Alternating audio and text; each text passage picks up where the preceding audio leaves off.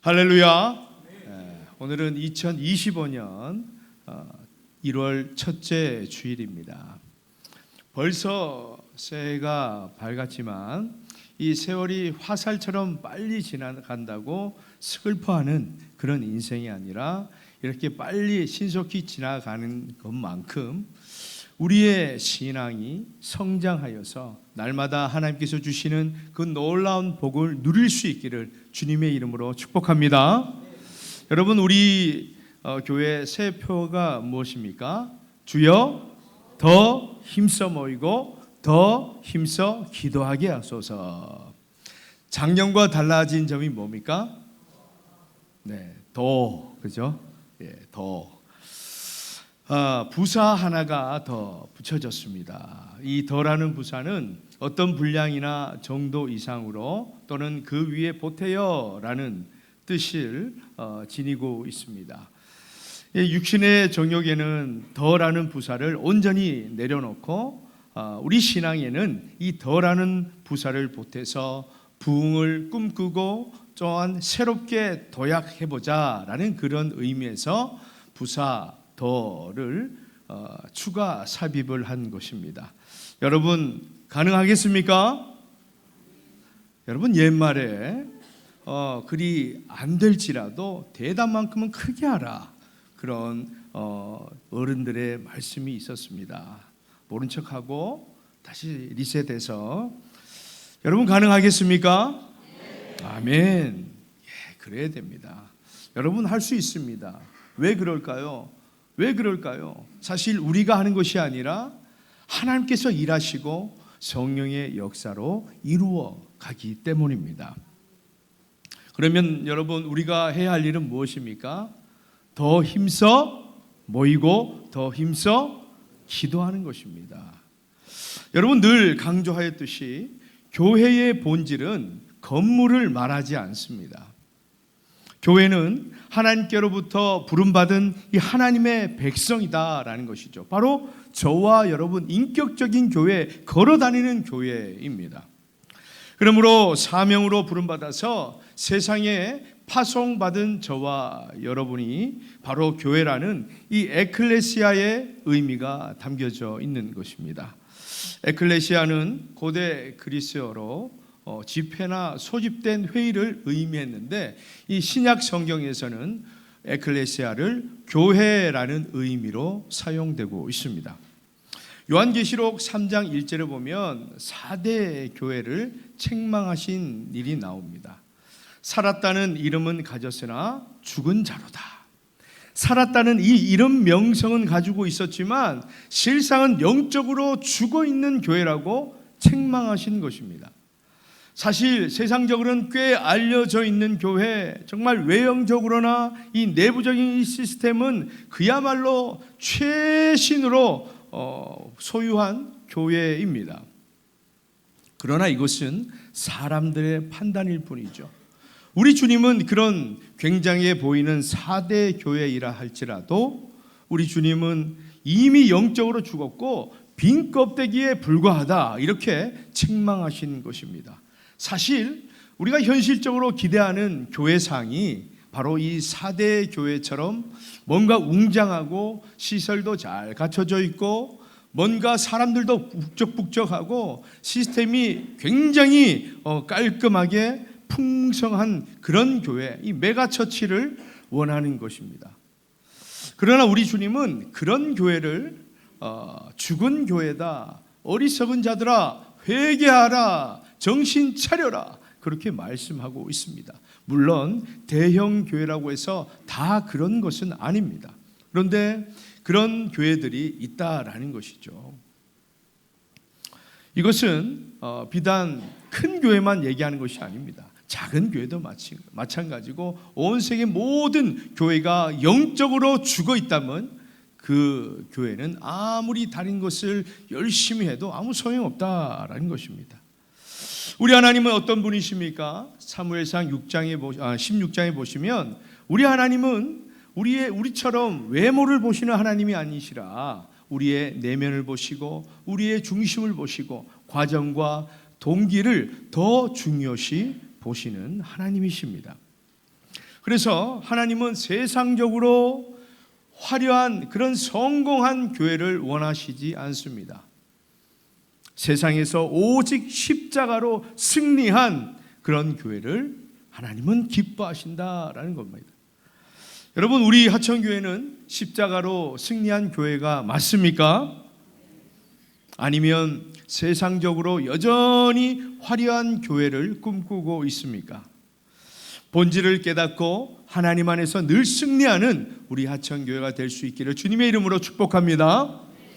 여러분, 초대교회가 세워지고 그토록 핍박이 많았음에도 불구하고 위축되어지고 소멸되어진 것이 아니라 세월이 가면 갈수록 지금도 전 세계적으로 교회가 참 많이 세워져 있음을 우리는 볼 수 있습니다. 그런데 어떻게 이것이 가능합니까?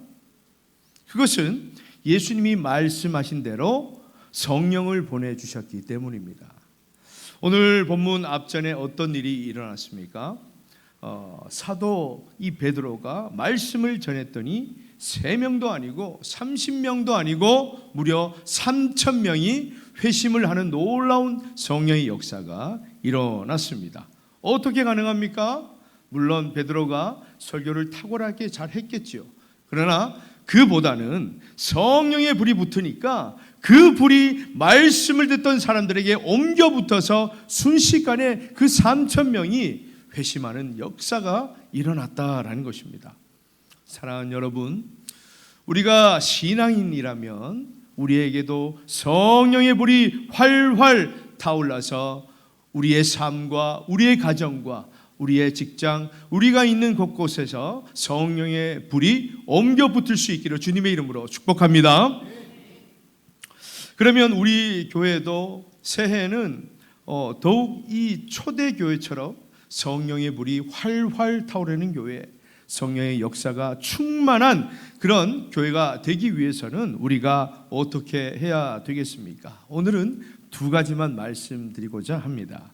첫째는 말씀에 더 힘쓰는 교회가 되어야 합니다. 42절 상반절에 보면 그들이 사도의 가르침을 받아. 여러분, 부흥하는 교회, 성령이 충만한 교회는 말씀을 읽고 말씀을 묵상하고 말씀을 잘 듣고 그 말씀대로 온전히 살아내는 교회입니다. 초대교회 성도들은 사도들의 가르침을 받았습니다. 무슨 말입니까? 주신 그 말씀을 읽고 묵상하고 연구했다라는 겁니다. 연구했다라는 것은 단순히 지식적으로만 말씀하시는 것이 아니라 그 말씀대로 살아내기 위해서 부단히 노력을 했다라는 겁니다. 예수님은 요한복음 6장 35절에서 이런 말씀을 하셨습니다. 나는 생명의 떡이니 내게 오는 자는 결코 줄이지 아니할 터이요 나를 믿는 자는 영원히 목마르지 아니하리라. 아멘. 내가 생명의 떡이니까 나를 먹어라. 그러면 너의 영혼에 결코 주림이 없을 것이다. 이런 말씀을 하고 계십니다. 여러분, 어떻게 3,000명이 회심할 수 있었습니까? 또한 베드로전서 1장 23절에 보면 너희가 거듭난 것은 썩어질 씨로 된 것이 아니요 썩지 아니할 씨로 된 것이니 살아있고 항상 있는 하나님의 말씀으로 되었느니라. 아멘. 살아있는 말씀, 이 생명의 말씀을 통해서 성령의 역사로 전달되었다라는 겁니다. 그러니까 이 3,000명의 이 인생의 삶이 순식간에 회심하게 되는 놀라운 역사가 일어났다라는 겁니다. 왜요? 말씀이 죽은 말씀이 아니라 그냥 문자적인 말씀이 아니라 살아있는 말씀이기 때문입니다. 그러므로 여러분, 올해는 혹시 일독하지 않으신 분이 계시다면 새해에는 꼭 일독을 하시기를 주님의 이름으로 축복합니다. 올해는 작년에는 우리가 출석한 200명에 92명이 동참하였습니다. 일독 이상을 하셨어요. 그런데 새해에는 제가 마음을 바꿔 먹었습니다. 이제 200독은 좀 시시하고 200독이 아니라 200독도 좋지만 새해에는 130명이 일독 이상을 하게 되면 제가 그때는 세상에서 더 맛있는 떡을 준비해서 여러분께 대접하겠습니다. 그래서 130명이 정말 일독할 수 있는 새해가 될 수 있기를 주님의 이름으로 축복합니다. 여러분 할 수 있겠습니까? 그렇죠. 옛말에 그리 아니할지라도 대답은 크게 하랬습니다. 믿음대로 될 줄로 믿습니다. 또한 큐티 모임 2기반을 모집할 것입니다. 사실 매일매일 묵상하는 것 참 좋은 일인데 쉽지 않습니다. 바쁘거나 아프거나 또 기분이 나쁘거나 또 집안에 일이 생기면 말씀 묵상하는 것이 되게 어렵습니다. 그래서 이 큐티반을 모집하는데요, 자의반 타의반으로 매일매일 성경을 묵상하고 올리는 겁니다. 톡방에 같이 올려서 그 은혜를 나누는 것이죠. 그렇게 되면 또 내가 나눈 그 은혜를 누군가 듣고 보고 또 함께 은혜가 되고 나누는 것입니다.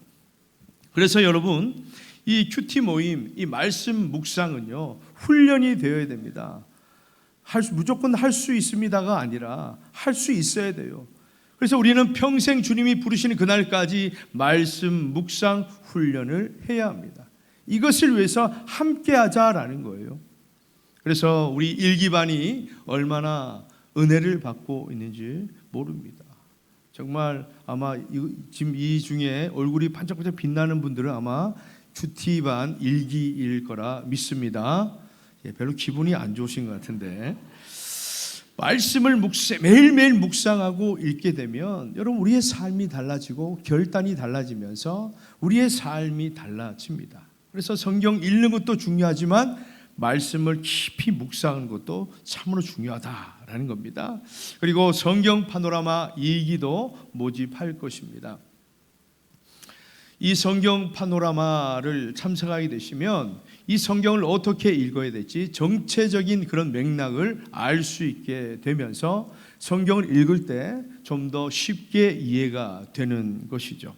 그리고 새해는 특별히 성경 필사 용사 66인을 모집할 것입니다. 그래서 내가 창세기를 읽겠다 하면 나중에 이런 표를 갖다가 붙여놓으면 거기다가 신청하시면 돼요.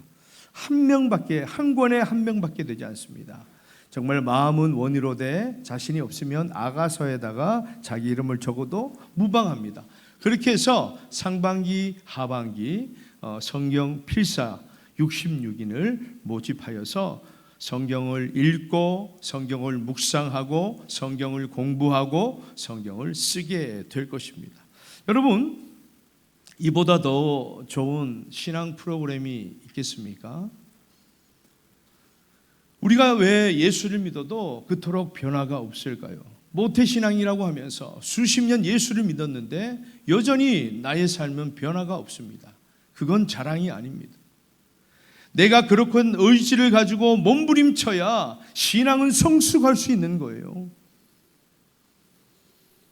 봉사한다고 임직했다고 그것이 변화의 증거는 절대 되지 않습니다. 물론 그런 것도 잘 되지 않는 분도 계시지만 본질이 변해서 성품이 변하고 삶이 달라지는 것이 주님께서 원하시는 참된 변화이다라는 겁니다. 그래서 그 변화의 그 본질의 변화를 위해서 몸부림쳐 보자라는 겁니다. 잘하는 것도 중요하지만 시작하는 것이 참 중요한 것이죠. 그래서 내 관점, 내 입에 맞는 특별함을 고집하지 마시고 우리 교회에 있는 양육 프로그램에 최선을 한번 다해 보십시오. 결코 후회함이 없을 것입니다. 그러므로 여러분, 말씀을 가까이 하는 사람, 말씀의 능력을 늘 체험하는 사람, 말씀에 늘 묶임이 있는 사람들은 그 어떤 유혹과 어려움 속에서도 흔들리지 않는다라는 겁니다. 반석 같은 믿음이 더욱 만들어지기 때문입니다. 그러므로 새해는 더 힘써 말씀을 가까이 하여서 말씀으로 승리하시는 저와 여러분이 되시기를 주님의 이름으로 축복합니다.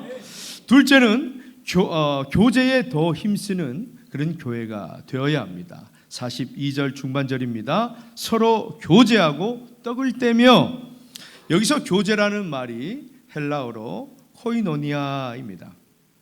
코이노니아는 이 공동체, 참여, 나눔, 섬김 등의 이런 의미를 지니고 있죠.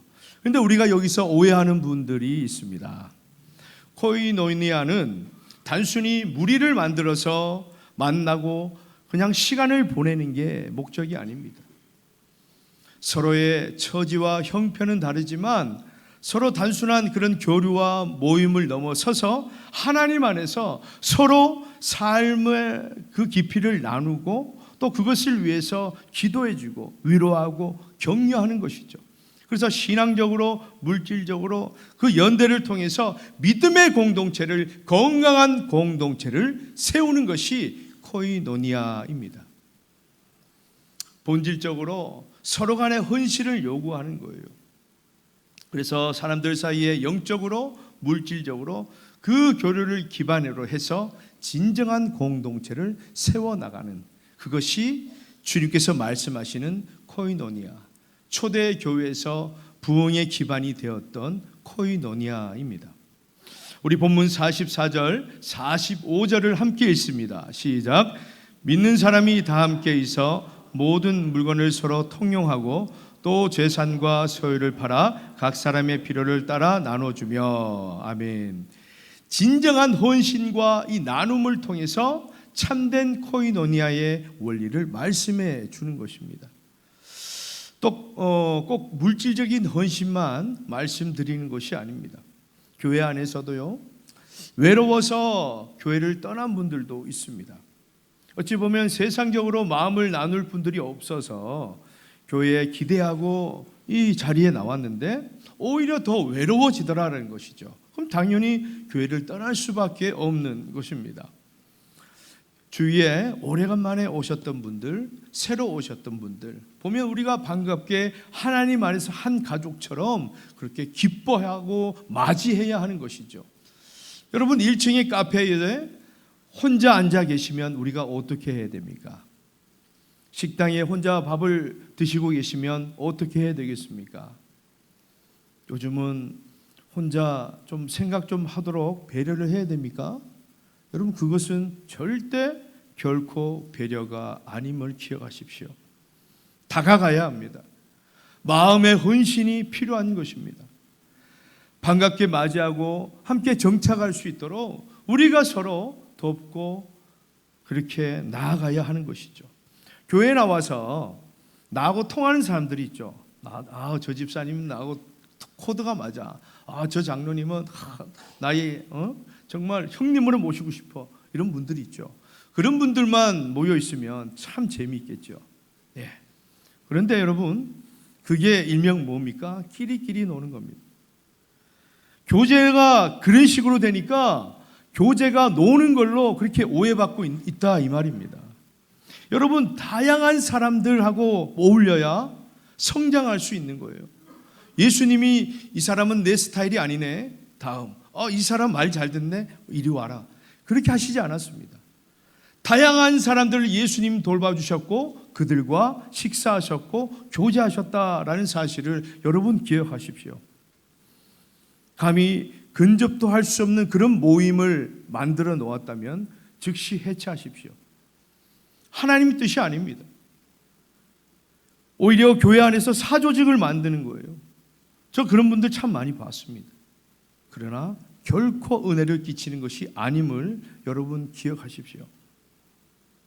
그래서 올해부터는 5째 주일날은 찬양대 없이 예배를 드리지 않습니다. 그리고 오후 예배 시에는 예배 대신에 기간별 소그룹 모임으로 진행이 됩니다. 왜 이렇게까지 할까? 평소에는 사실 찬양대로 또 봉사로 각각 부서에 가셔서 모이기가 원래회조차도 안 되는 경우가 상당히 많죠. 여러분, 교제는 살아있는 예배입니다. 그래서 기존의 성도들도 모이지 않는데 어떻게 코이노니아를 우리가 이뤄나갈 수 있겠습니까? 그러니 새 가족이 오셔도 당연히 기관에서 받아들일 수도 없고 케어할 수도 없고 챙길 수가 없는 것이죠. 우리도 못 챙기는데. 그러니까 교회 오는 것이 참으로 즐겁지 않은 겁니다. 행복하지 않은 거예요. 그저 교회만 생각하면 피곤한 겁니다.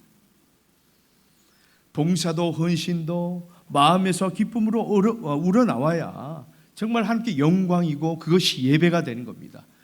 그렇지 않고 기쁘지 않고 행복하지 않은 상황에서 우리가 봉사를 하게 되면 물론 사명감에 열심히 할 수도 있지만 오히려 시험 드는 경우가 많다라는 겁니다. 여러분, 예수님이 가르쳐 주신 코이노니아 무엇입니까? 주님이 잡히시던 밤에 제자들과 예수님은 떡을 나누셨습니다. 떡을 나눈 것뿐만 아니라 제자들의 발을 직접 씻겨 주시면서 너희들도 이렇게 해라, 그렇게 말씀하신 거예요. 단순히 다른 사람들의 발을 씻겨줘라 이것이 아니라 필요한 것을 채워주고 나눠주는 그런 인격적인 교제가 있어야 된다, 그렇게 말씀하시는 겁니다. 이것이 진정한 코이노니아입니다. 사랑하는 여러분, 우리에게는 이런 코이노니아가 있습니까? 아니면 그냥 교제하는 것입니까? 앞서 광고도 보셨지만 지지난주에 우리 교회 사회봉사단이 2주간에 걸쳐서 그렇게 봉사를 하셨어요. 한 주간은 어려운 어르신들 가정에 방문해서 청소하고 치워주고 그 힘든 일을 하셨고, 그 다음 주에는 사랑의 박스를 30박스를 만들어서 필요한 물품을 넣어서 어려운 가정에게 직접 전달을 하고 오셨습니다. 정말 귀한 거죠. 정말 교회가 해야 되는 일을 그렇게 정말 잘해 주셔서 너무나 감사합니다. 그리고 새해에는 하청 지역에 큰 행사가 있으면 적게라도 우리가 후원하고 관심을 보이려고 합니다. 지역 주민들이 모임 장소가 혹시 없어서 교회 좀 씁시다 그러면 언제든지 개방할 수 있도록 그렇게 열어놓도록 했습니다. 그리고 수고하시는 마을 이장님들 그리고 주민자치위원 분들과 모여서 식사도 대접하고 또 인근에 있는 우리 어르신들을 그렇게 초대해서 떡국이라도 대접하려고 합니다. 이 말씀을 들으시고 마음이 어려워지면서 아이고 저건 누가 하나 이런 마음이 드실 수도 있겠죠. 그러나 여러분, 우리가 수고하고 헌신해야 됩니다. 그래야 주님께서 말씀하시는 코이노니아를 우리가 실천할 수 있는 것입니다. 사랑하는 여러분, 우리가 왜 이렇게까지 해야 됩니까? 왜 목사님 사서 고생을 해야 됩니까? 주님이 가르쳐 주신 코이노니아의 정신이기 때문입니다. 이제 우리가 하청 지역을 위해서 기도만 하는 것이 아니라 실질적으로 좀 도움이 되면서 다가가려고 합니다. 그것이 중요한 것이고 그것이 하나님의 뜻임을 우리가 기억하고 수고스럽더라도 우리가 믿음으로 달려나가야 합니다. 이런 코이노니아는 결국 복음의 씨앗이 되는 것이고 부흥의 발판, 전도의 발판이 되는 것입니다. 여러분 가능하겠습니까? 소리가 작아야 제가 옛말에 할 텐데 소리가 너무 커서 너무 감사합니다. 46절에 보면 날마다 모이고 떡을 나누고 교제하고 예배했습니다. 초대교회 때는 성도들이 유대인만 있었던 것이 아니라 이방인들 다양한 민족들이 있었습니다. 무슨 말씀을 드립니까? 공통점이 별로 없었다라는 겁니다. 그런데 그들은 왜 모였느냐? 예수 그리스도 때문에 모였다라는 겁니다. 나하고 코드가 맞지 않아도 저들을 품을 수 있었던 것은 진정한 코이노니아를 실천하기 위해서 저들을 품었다라는 겁니다. 어떻게? 예수 이름으로. 이것이 주님께서 원하시는 진정한 교제입니다. 사랑하는 여러분, 우리 교회가 말씀에 더 힘쓰는 교회가 되고 교제에 더 힘쓰는 교회가 되어서 서로 연합하고 서로 돌봐주고 품어주는 그런 코이노니아가 선행될 때에 예수 그리스도를 중심으로 교회의 본질이 온전히 이루어질 수 있는 것입니다. 예배, 선교, 또는 교육, 봉사, 교제, 정말 교회가 해야 되는 일이 무엇인가, 이것을 진정으로 이룰 수 있다라는 겁니다. 여기에 기초 작업이 바로 더 힘써 모이고 더 힘써 기도하는 것입니다.